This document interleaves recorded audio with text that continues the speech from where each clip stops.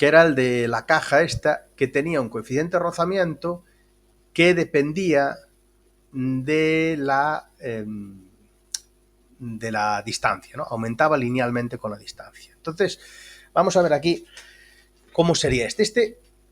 Me pedía, a diferencia del anterior, que se resolvía de manera dinámica, lo que me pedía era una resolución desde el punto de vista energético, ¿no? Utilizando el teorema de trabajo-energía, calcular la distancia que recorría esa caja hasta que se detenía, ¿no? Entonces, me decía primero cuál era la situación de partida, y la situación de partida era una situación en la que había una velocidad inicial de 4,5 metros por segundo, que esto tenía lugar en un plano horizontal, con lo cual no había variaciones de energía potencial, pero la particularidad que tenía este problema era que el coeficiente de rotación de fricción, de rozamiento, no era constante, sino que aumentaba linealmente desde 0,1 hasta 0,6, alcanzando un valor de 0,6 a 12,5 metros de la zona rugosa. Bueno, y me decía, calcula el trabajo, utiliza el principio de conservación de la energía para obtener qué distancia recorre la caja antes de detenerse.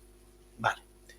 Entonces, ¿cómo justificamos esto del teorema del trabajo-energía? El teorema lo que nos viene a decir es que el trabajo que realizan las fuerzas no conservativas, que en este caso es el rozamiento, coincide con la variación de energía mecánica, ¿vale?, que sufre el sistema. Esto se puede poner como que el trabajo total, por un lado, es suma de dos contribuciones, es decir, aquí están actuando fuerzas conservativas y fuerzas no conservativas. Entonces, el trabajo total es lo que realizan las conservativas más lo que realizan las no conservativas. Por otro lado, hay un teorema que es el teorema que se llama teorema de las fuerzas vivas, que lo que me dice es que el trabajo total que actúa o que se realizó sobre un cuerpo coincide con la variación de su energía cinética. Y el trabajo total, a su vez, acabamos de decir que es la suma de dos contribuciones, lo que realizan las conservativas y las no conservativas. ¿A qué se llega entonces al final de todo? Pues se llega a que esta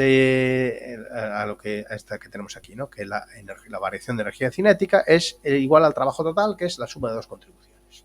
Ahora, el caso es, este trabajo que realizan las fuerzas conservativas y las no conservativas, ¿cómo se puede calcular? Vale, el trabajo que realizan las fuerzas conservativas, una fuerza, por el mero hecho de ser conservativa, implica que existe una función. Aquí es trabajo que realizan las fuerzas conservativas, está en sobra. Es que existe una función llamada energía potencial, tal que cumple esto, que la fuerza es igual a menos el gradiente de la energía potencial. Entonces, si yo integro esta ecuación, lo que obtengo es que el trabajo que realizan las fuerzas conservativas es igual a menos la variación de la energía potencial. Por lo tanto, esto es la justificación del teorema del trabajo-energía, porque me decía, utiliza, entonces, si no os da tiempo a hacerlo, pues nada, ¿no? Pero en teoría, para que el problema estuviera completo, pues deberíamos hacer esto, ¿no? Si volvemos a la ecuación original, que era esta, la variación de energía cinética es igual al trabajo que realizan las fuerzas conservativas, que yo acabo de decir que el trabajo que realizan las fuerzas conservativas es menos la variación de la energía potencial. Entonces, eso lo pongo aquí, en lugar de trabajo de fuerzas conservativas, más el trabajo que realizan las fuerzas no conservativas. Si esta variación de energía potencial la paso sumando para el otro lado, tengo cinética más potencial, que nos debería sonar a energía mecánica. Y como lleva una delta delante cada uno de los dos, la energía mecánica también la llevará. Es decir, que la variación de la energía mecánica coincide con el trabajo que realizan las fuerzas no conservativas. Y esta expresión se puede reescribir como ya vimos en la clase anterior, que la energía mecánica inicial coincide con la energía mecánica final, más el trabajo que realizaron las fuerzas no conservativas en valor absoluto, ¿vale? Que en este caso dijimos, las no conservativas son el rozamiento. Bien, ¿qué pasa con el rozamiento? El rozamiento nosotros sabemos que es coeficiente de rozamiento por la normal, pero el coeficiente de rozamiento resulta que no es constante, no siempre vale lo mismo. Si vale lo mismo, muy fácil, ¿vale? Coeficiente de rozamiento, que es un valor numérico por la normal y tira para adelante, ya está. Pero resulta que el coeficiente de rozamiento me dice que aumenta linealmente desde un valor que es 0,1, que es esta A que yo tengo aquí, hasta que alcanza un valor de 0,6, que vendrá dado por este valor de B, ¿no? esta fórmula que tengo aquí, lo que indica es variación lineal de una magnitud, ¿no? Parte de un valor A y aumenta linealmente, es decir, como x, no como x cuadrado ni como x cubo, sino como potencia 1 de x por un coeficiente de proporcionalidad. ¿Eso qué quiere decir entonces? Pues quiere decir que la fuerza de rozamiento va a tener una forma así, es decir, es una función que depende de x, ¿vale? Es decir, no es lo mismo al principio de la trayectoria que al final de la trayectoria. ¿Por qué hago esto? Porque lo que a mí me interesa en esta fórmula de aquí es el trabajo que realizan las fuerzas de rozamiento. Y el trabajo que realiza la fuerza de rozamiento, si el rozamiento no es constante, no se puede calcular como un producto, sino que hay que calcularlo como una integral, como la suma de infinitas contribuciones a lo largo de los diferentes o las diferentes posiciones infinitesimales por las que va pasando la caja, ¿no?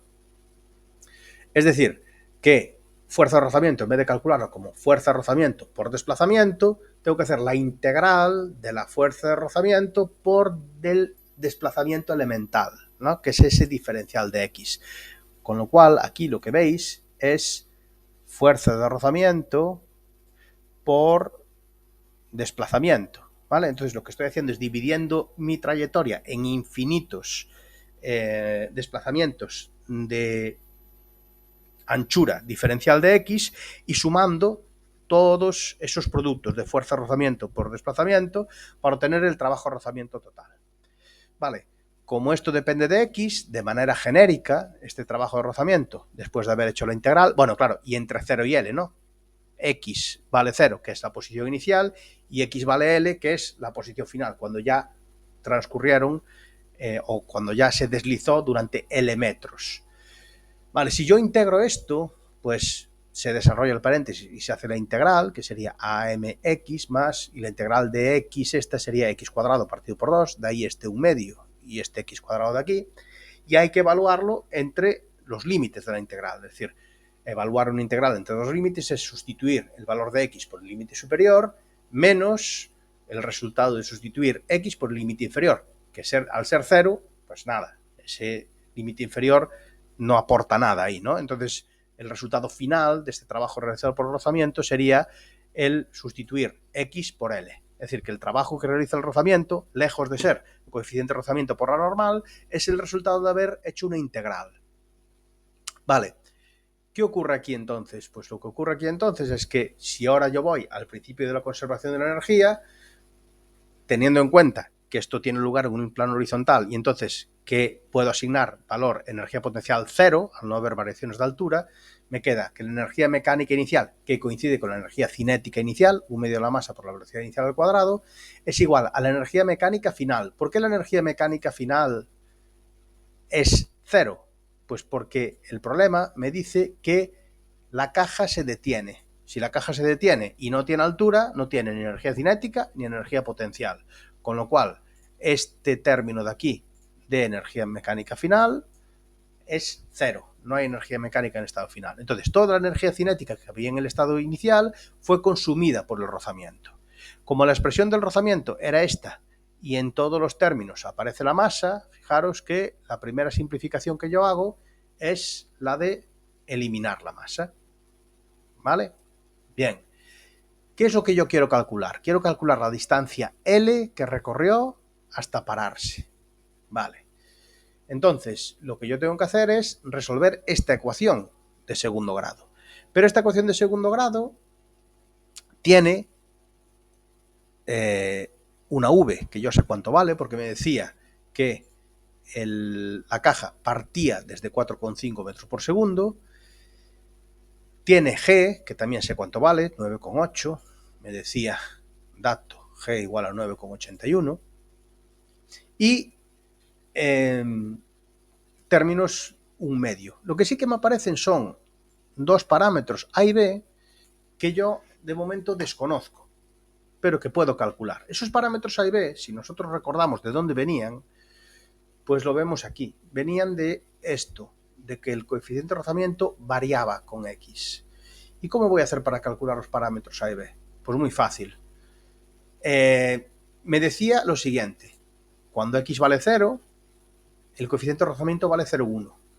y cuando X vale 12,5 metros, el coeficiente de rozamiento vale 0,6, ¿vale? Eso lo interpretamos del enunciado. Me dice, el coeficiente de fricción no es constante, comienza en 0,1, es decir, en el instante inicial, cuando X vale 0, el coeficiente de rozamiento vale 1, y aumenta linealmente con la distancia, alcanzando un valor de 0,6 a 12,5 metros del inicio de la zona rugosa, que es por donde se está deslizando esta caja.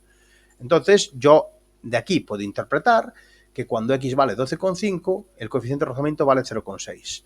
¿En qué consiste esto entonces? Pues consiste en estos dos datos sustituirlos en la ecuación genérica del coeficiente de rozamiento. Es decir, cuando X vale 0, es decir, cuando este término se va, el coeficiente de rozamiento vale 0,1. De ahí saco directamente que A vale 0,1, 0,100, ¿no? Que es lógico, ¿no? Si yo tengo algo que varía de manera lineal, el término independiente o la ordenada en el origen, si yo lo represento, es el valor inicial, el valor que toma cuando la variable vale 0. ¿Y cómo calculo B? Pues B lo calculo en base al otro dato, es decir, que cuando X vale 12,5, el coeficiente de rozamiento vale 0,6. Entonces, que 0,6 es igual a 0,1, que es A, que ahora ya es un valor conocido, más B, que no sé cuánto vale, por 12,5. Y de aquí saco cuánto vale B. Y en unidades de metros a la menos 1. ¿Por qué? Porque el coeficiente de rozamiento es una cantidad adimensional. Y entonces, si es adimensional, B tiene que tener unidades de metros a la menos 1 para que la unidad de metro que tiene esta X se me simplifique y me quede un término adimensional. Entonces, A y B ahora ya son dos valores conocidos. Vale, una vez que yo sé cuánto valen A y B, vuelvo otra vez a la expresión anterior y sustituyo todos los valores. Y me sale una ecuación de segundo grado para L. Vale, que tengo que resolver. Y que, por lo tanto, al ser por el mero hecho de ser una ecuación de segundo grado, me dará dos soluciones. Vale, una de las dos soluciones es negativa. Y esa solución no tiene sentido físico. Estamos hablando de una distancia L que recorre la caja. Y entonces tiene que recorrer una distancia estrictamente positiva, ¿vale? Esa L tiene que pertenecer al número, al intervalo de los números reales positivos, ¿vale? El caso es que si vosotros resolvéis esa ecuación, os va a quedar esto, y la solución positiva, que es la que vamos a dar como válida, da 5,11 metros, ¿vale? Aquí, pues veis que es exactamente la solución que daba. A continuación, me dice que calcule cuánto vale el coeficiente de fricción en el punto en el que se detiene. ¿Vale? Entonces, para esto necesitaba tener correctamente resuelto el apartado anterior. Bueno, aquí os puse que el sentido que no llegó al final de la zona rugosa. Me decía que la zona rugosa medía 12,5 metros y que se detiene antes, se detiene a los 5,11 metros, ¿vale? Es decir, que se desliza por una superficie horizontal que tiene una longitud de 12,5 metros y que no llega al final de ella, ¿vale? Se detiene antes, ¿sí? Me decía que calculara entonces cuánto valía el coeficiente de rozamiento en el sitio, en el lugar en el que se detiene, es decir, cuando X vale 5,11 metros, ¿vale? Esto era tan sencillo como una vez que yo tenía calculada o yo tenía hecho el cálculo de cómo variaba el coeficiente de rozamiento en función de X y tenía calculado los valores tanto de A como de B, que yo, donde ponía X, pusiera la distancia que recorrió este cuerpo hasta que se detuvo, que era esos 5,11 metros.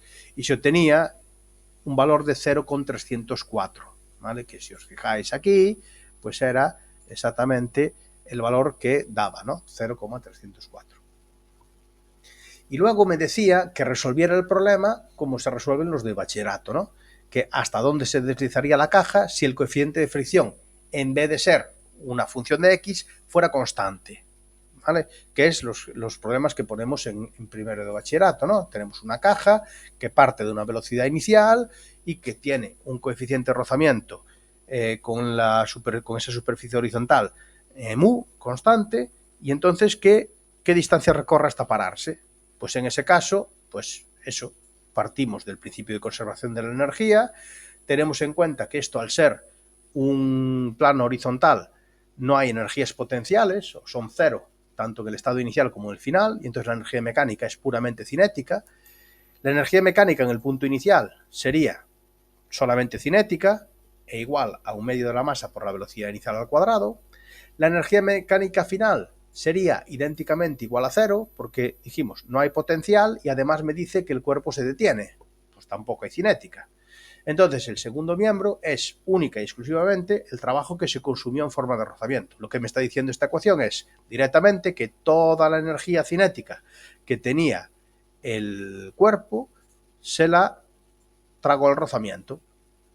¿Vale? Todo se convirtió en rozamiento. A veces estos problemas lo que me dicen es, vale, y una vez que calculé cuánto se consumió por rozamiento, supongo que esto se convierte en calor y cuánto se calentó el cuerpo, ¿vale? Que veremos en su momento, en la clase de termodinámica, algún problema de oposición que cayó así, en el que había que hacer, además de esto, la suposición de que todo el rozamiento se convertía en calor y entonces cuánto se elevaba la temperatura del bloque.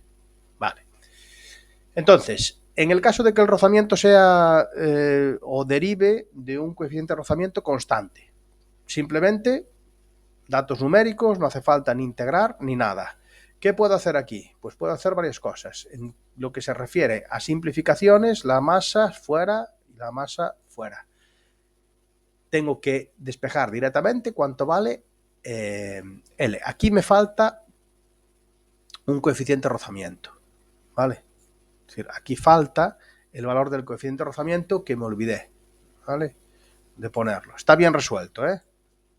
Lo que pasa es que aquí falta un mu y aquí falta un mu, que vale 0,1, ¿vale? Aquí faltaría un 0,1. Porque me dice el coeficiente de rozamiento se mantiene constante e igual a 0,1. ¿Vale? Entonces aquí hay que corregir eso, ¿vale?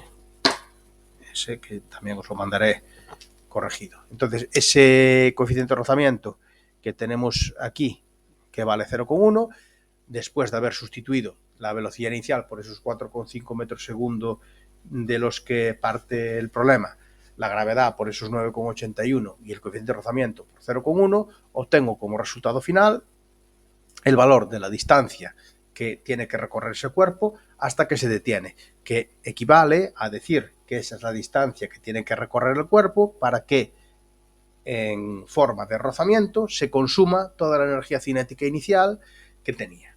¿Vale? Bueno,